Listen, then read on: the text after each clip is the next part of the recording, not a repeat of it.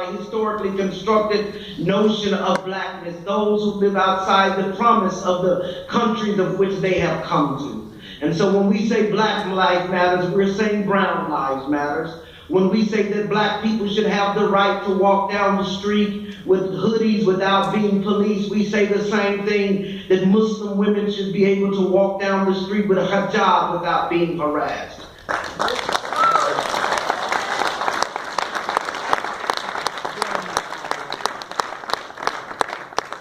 So our struggle is a universal struggle, because since 2008, when we have seen the global collapse of the American economy and among global elites, we see in the aftermath of the collapse of the global economy a rise in resistance. And so whether it be in Tahrir Square, or whether it be in the West Bank, or whether it be in Tunisia, we have seen a struggle of historically othered people rebelling against all forms of tyranny. And the primary way in which they have engaged in a critique of those forms of tyranny have been through the occupation of public space and the rejection of traditional leadership.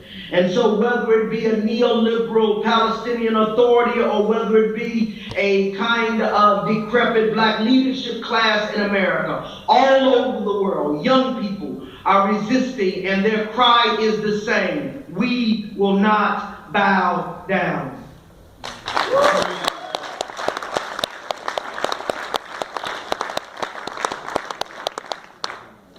And so the task before us as we engage in this critical conversation is, what are the ways in which we can make global links in our struggle, that they maintain local, that they have names, that we do not lose track of the names, the faces of grieving mothers in Gaza and grieving mothers in the United States? How do we keep track of the ways in which we are calling for a new world? And for those of us who are committed to the tradition of nonviolence, that tradition of nonviolence cannot be a tradition of nonviolence that is not connected to ideology.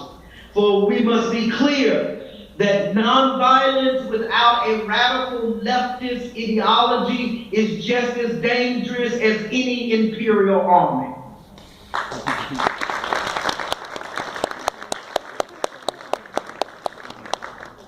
And so connecting it to a radical critique that includes a critique of all forms of hegemony, whether it be homophobia, transphobia, whether it be heterosexism, heteropatriarchy, whether it be anti-Arab and Islamophobia, whether it be a sustained, and it must maintain a sustained critique of capital. Because what we are seeing now at the global level is a fundamental crisis in capital.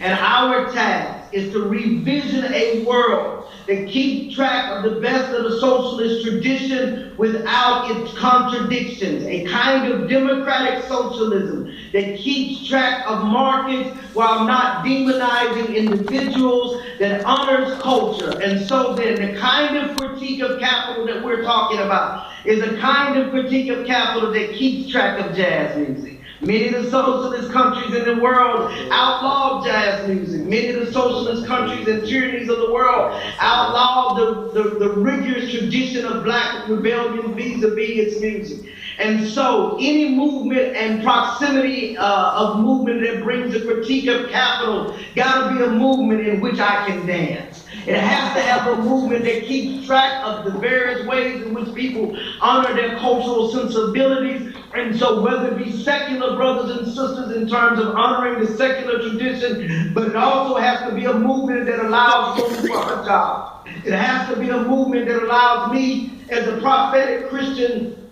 who's committed to the radical tradition of the world's most famous Palestinian Jesus, but it also has to have room for secular and fundamental critiques of America and fundamental critiques of religion. And so what we are imagining now is a new world, a world in which eyes have not seen and ears have not heard, a new world that can hold the secular and sacred contradiction, and a kind of world where everyone has access to a decent and living wage, and they're not subject to the arbitrary violence of the state. And we see that already at work. In Ferguson, we see it at work in the suburbs of Paris. We see it at work in Tottenham in the rebellions of 2011 there. We see it already at work. When you look around this room, look at yourselves. You are the leaders we have been waiting for. And that you must convince yourself that we have already won. Because our enemies know that we have already won. This is why they bring tanks out. This is why they sign Oslo. This is why they could bring these various critiques of the various leaderships of youth movement throughout the globe, because they know we have already won. The question before us is that, do we believe it? And I believe, you believe, that we've already won. Merci beaucoup.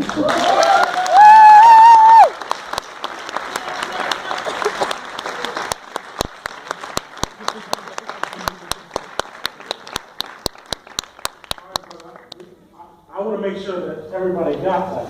So I want to make sure that our interpreters are able to do it. Lucas, yes, you might need to be able to do, you might need to do some Negro translation for me.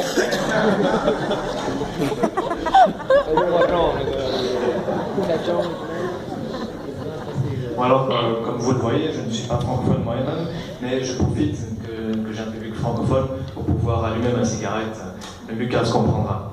Alors je remercie tout d'abord particulièrement Lucas, c'est vraiment un intellectuel propre de